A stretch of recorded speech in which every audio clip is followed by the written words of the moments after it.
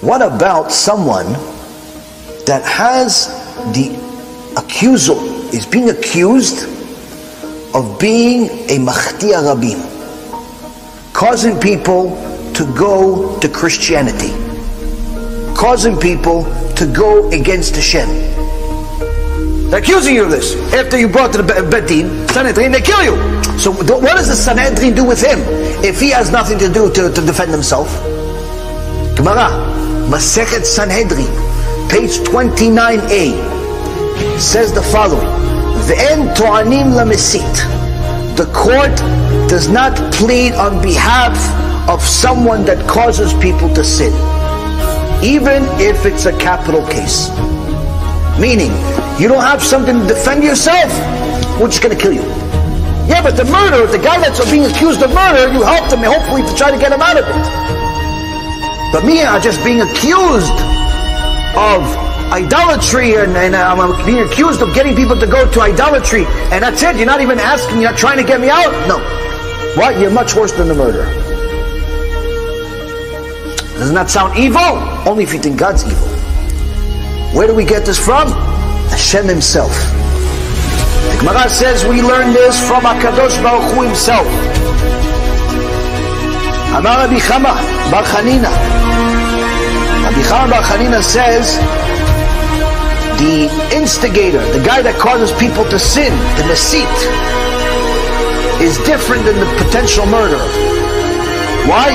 We learn this from the merciful one. We learn this from HaKadosh Baruch Hu himself, where he writes in the book of Deuteronomy chapter 13 verse 9, have no mercy, nor shall you protect him.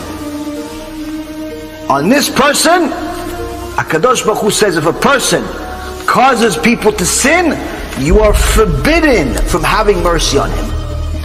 On the murderer, you're allowed to have mercy. But on a person that causes people to sin, no mercy, not allowed to have mercy. HaKadosh Baruch Hu himself writes, Sefer Dvarim, the book of Deuteronomy chapter 13 verse 9. If your brother, the son of your mother, or your son, or your daughter, or your friend who is like your own soul, will entice you secretly, saying, let us go and worship the gods of others, that you did not know, you or your forefathers, from the gods of the people that are all around you, those near to you, or those far to you, from one end of the earth to the other end of the earth. You shall not accede to him and not hearken to him. Your eyes shall not take pity on him. You shall not be compassionate nor conceal him. Rather you shall surely kill him. Your hand shall be the first against him to kill him, and the hand of the entire people afterwards. You shall pelt him with stones until he dies. For he sought to make you stray from near Hashem your God, who took you out of Egypt from the house of slavery.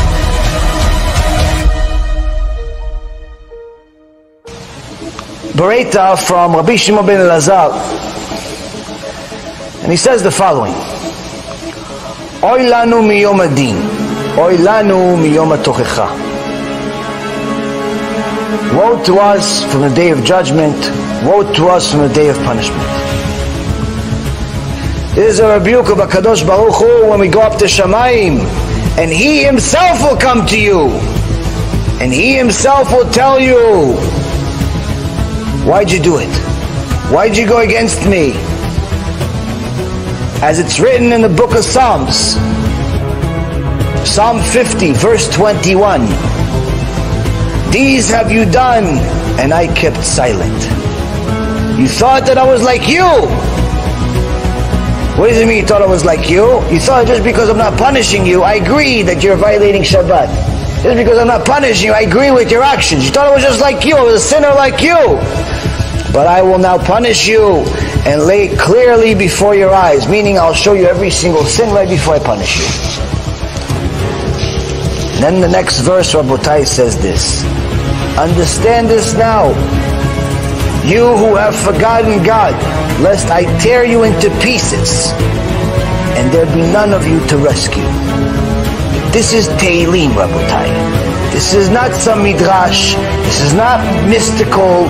This is literal. If you haven't read it, Baruch Hashem, it's time you have. Hashem himself is telling us. He's telling us it's not a joke. He's telling us it's not a game. He's telling us you sinned and you thought that it was okay because I didn't punish you. You drove on Shabbat, you went to this, you did this, and you thought it was okay. It's not okay.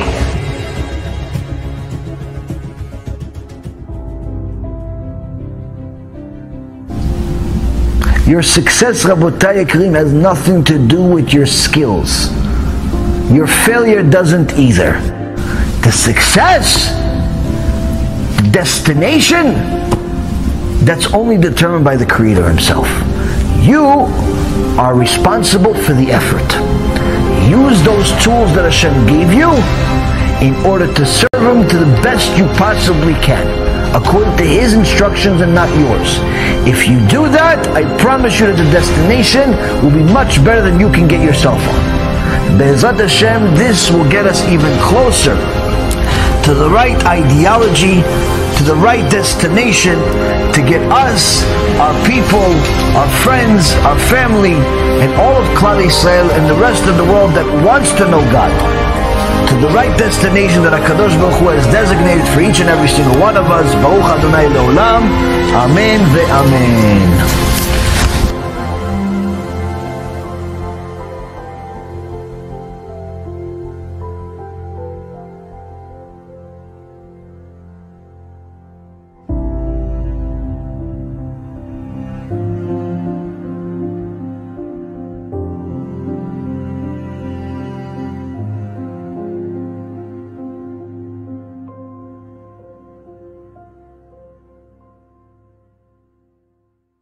you.